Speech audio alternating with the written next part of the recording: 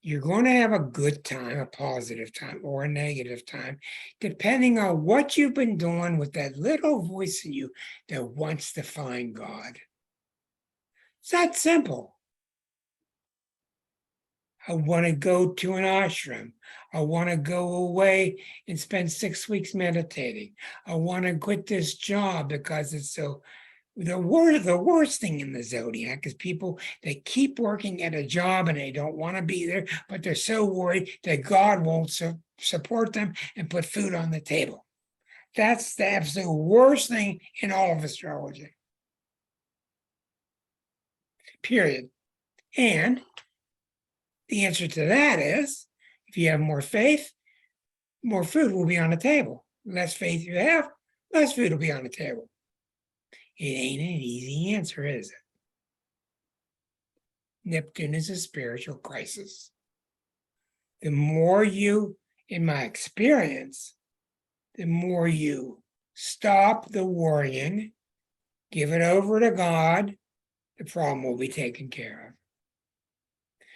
I knew what you needed before you even thought of it, the Bible says.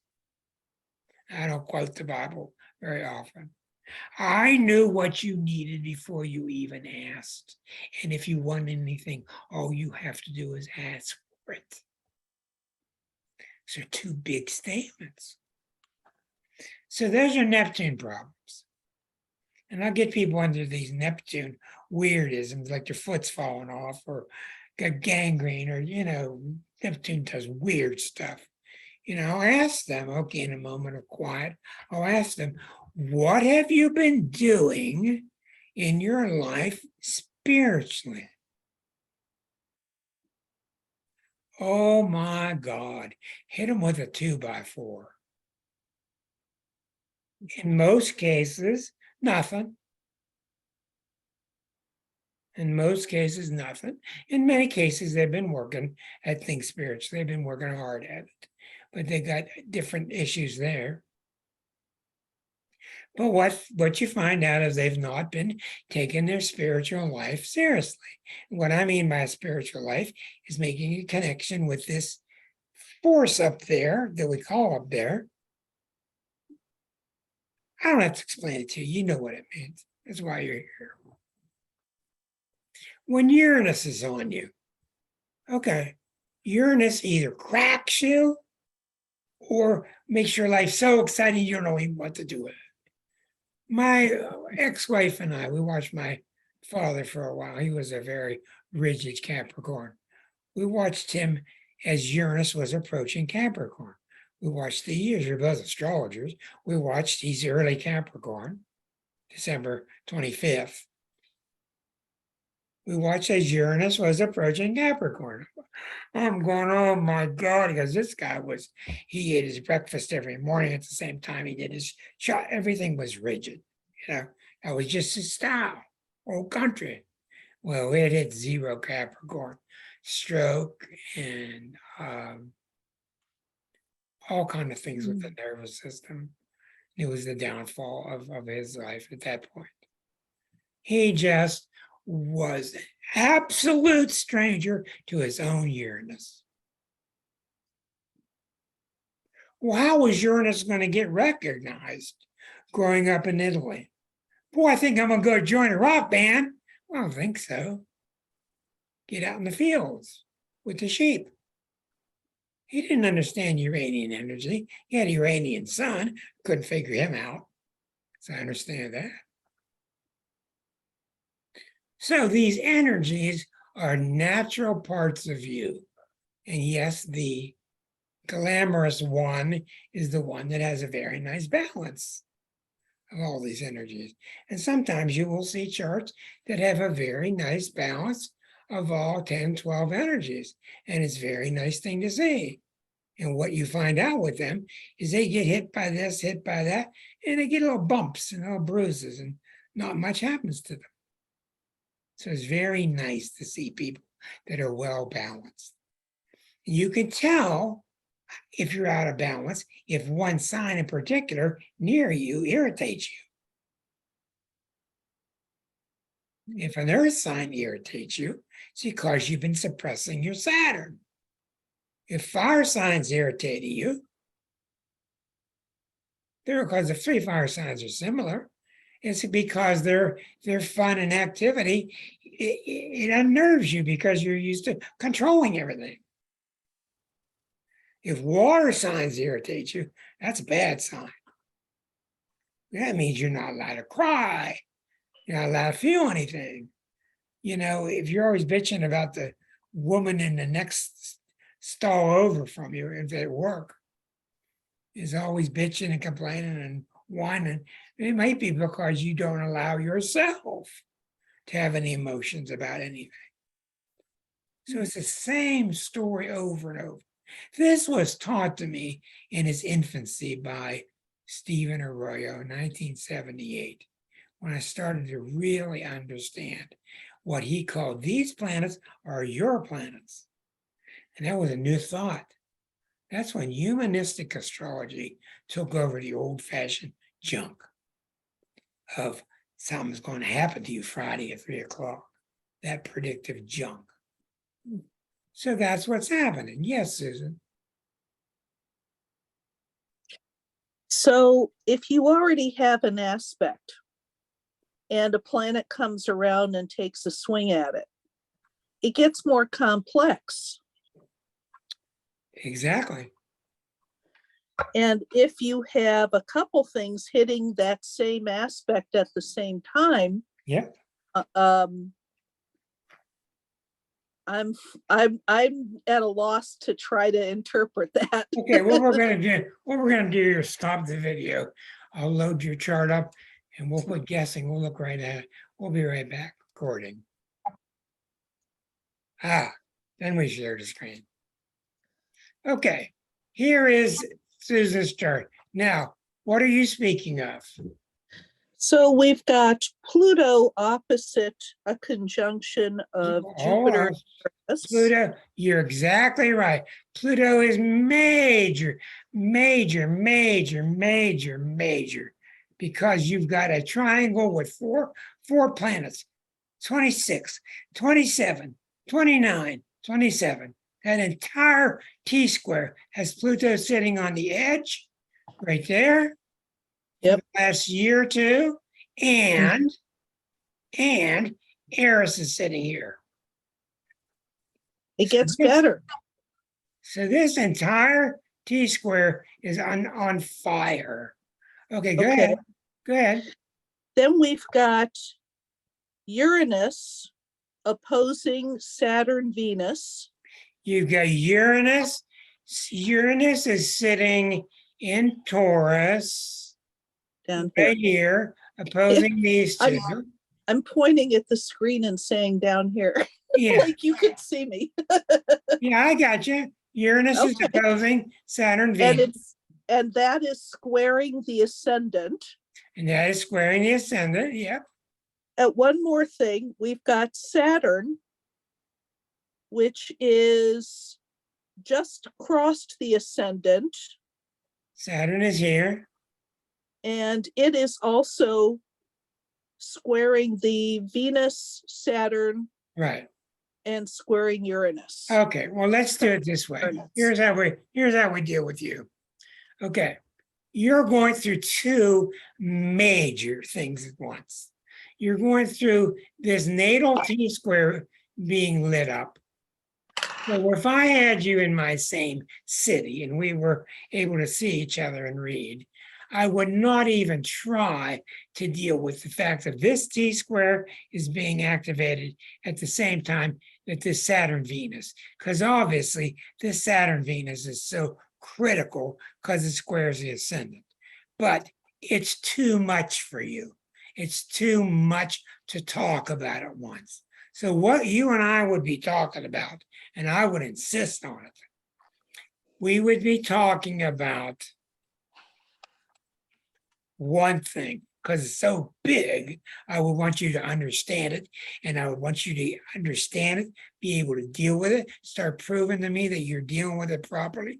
Then I would start to let it go and deal with the next one, because you just can't deal with these at one time. Okay, Herschel. Yeah, thank you. So here's your T-square. It's so tight. Look, 26, 27, 29, 27. That's tight. You Yep. got the Uranus Jupiter opposite Chiron, and you Mhm. got the loosey goosey flavor of all this Jupiter Uranus opposite an uptight Saturn, which is in Capricorn, and the T-square is going to Neptune, and who in the hell knows what that means. Yeah. So I would spend my time with you understanding the Jupiter Uranus opposite to Chiron. What does it mean? How did it get there? And it got there from the 12th harmonic. Oh, And it makes the T square to Neptune. Now, here's the danger of your chart. Born with a Sagittarian sun and with a moon in Gemini and a T square to Neptune, you got three major symbols of Hmm.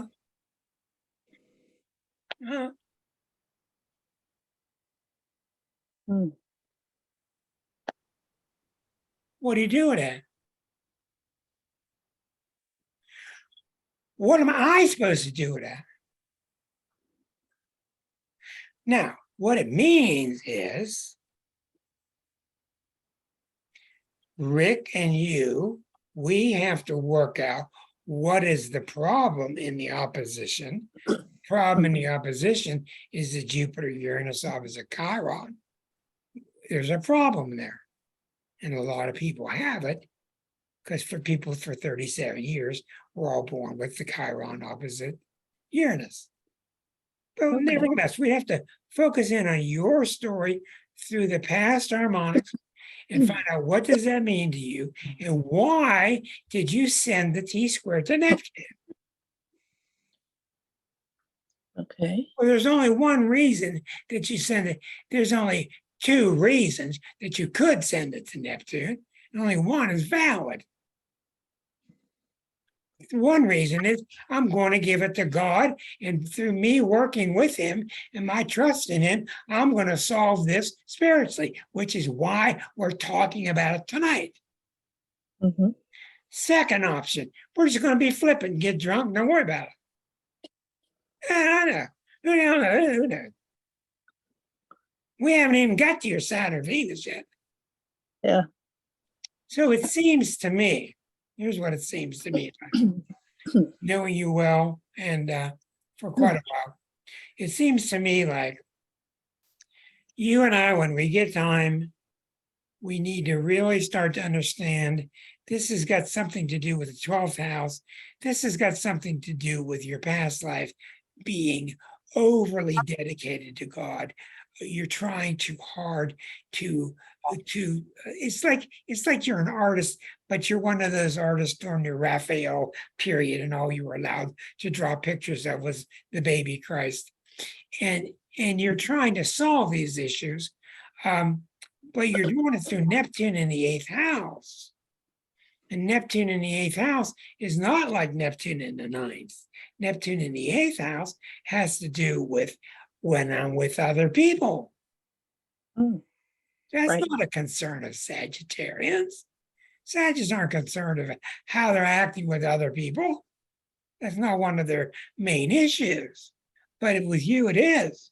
So we would have to find out, is this Neptune acting appropriately?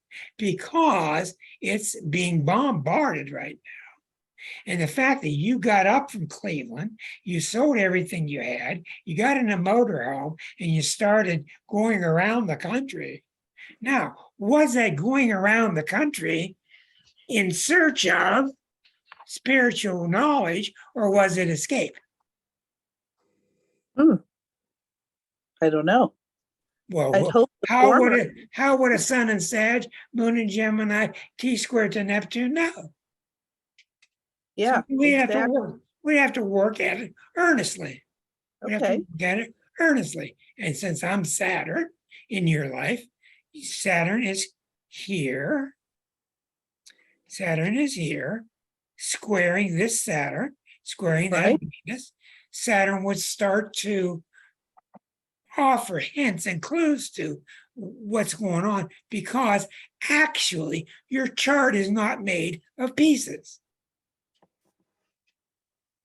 It looks like pieces when you're studying it. It's all Okay. one vibrating, holistic Hmm. entity. So you bring about a very good question. I'll tell you right now, my opinion. Since you're doing so well, that's really a good sign, because these planets aren't bullshitted. These planets, if they wanted to get you, they'd have got you by now. Okay. Some Good. major car wreck, major illness. I know you had problems with your legs. Okay. Okay, you had some problems, but you're getting hit by major Mack truck type transits. So to me, it's a very good sign. What does that mean? It means to me, number one, that you're basically very good natured. I'm very Okay. serious what I'm saying here. You're basically good natured. You're not really holding on to a lot of resentment and grime, and you want to get somebody and get Right. back at somebody. Because if you had, you'd have been stopped by now. You'd have been stopped. Secondly, we know you're taking your art real seriously, and it's a fine line between your art and your spirituality. Yep. It just is. And your spiritual medium. So with Pluto and with Eris pounding on that T-square, what it's doing to you now, it's driving you to find a deeper answer. Especially Right. with that eighth house planet. There's something in your chart going on that is driving you to have more successful relationships with others that you can't just shrug off. Mhm. Agreed. So, and I know you, and you're a pretty solid thinker, and I think that that's really the issue. So what I would do is we would work on that, and then later on we would put the next one on the operating table, which is at Venus Saturn, which is really major. And we would see how it's in play too. But I must say to you, all in all, with all the things I've ever done, I think you're in really good shape, because you're Okay. getting hit by so much, and you're not just ignoring it. You're not just running from it and ignoring it. I think you're really doing well. You're really doing very, very well, in my opinion, Oh, because good. by now something would have got you. I really believe that. I'll fight any astrologer on that opinion. I will. For sure, I'm not running in another sense because I've decided to spend the winter in this geographic area. Mhm. I don't know if that's related. Well, you or and not. I would have to talk more, because it all depends to me on what's happening to you. I mean, Mhm. you're having fun with the dogs and you're traveling, you're seeing these nice things and these nice coffee shops, and you're traveling to different parts of the world, and you get different kinds of art coming out of you. But what's going on inside? What's going on inside? So we would eventually have to gear the Mm. talk towards spirituality. And what that Right. means to me is what's going on within you with your God. And Mhm. I don't know, because I'm sure we have different kinds of spiritual values. But does that help you? Yeah. Thank you. Oh, I think it should help. Yeah, I think you're really doing well. You're really doing well. You would have busted a gut several years ago, and so would your vehicle. Okay. 2, 3 years ago, it would have come close to just breaking down and not able to move. You're getting heavy, heavy transits, and the fact that you're still rolling is a really good sign. So Good. let's all clap for Susan.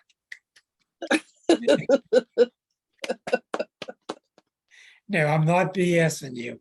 That's a very good thing. I've had transits like that before, and Maladroit is not even the word. Mm, It's, Yeah, I'm sure Marcia has too with her chart so much like mine. Sometimes you get them all at once. So we're going to end for the evening, but I do want you to be encouraged to go find out when the big planets hit you. If you see a certain year where Saturn was hitting this, or when Neptune was hitting this, stop it and go do micro work if you've got solar fire, and go see what happened when Mars got involved, when Mars opposed the same point, when Mars squared the same point. And I know you know not all of you have wonderful calendars keeping track of all these things, but you should be able to find the major events in your life. So tonight was about when the planets hit you, they bring about a flavor of change, and that change should be felt inside. right. I feel like I should do this because I've been doing too much of that. Then when the other guys jump on top,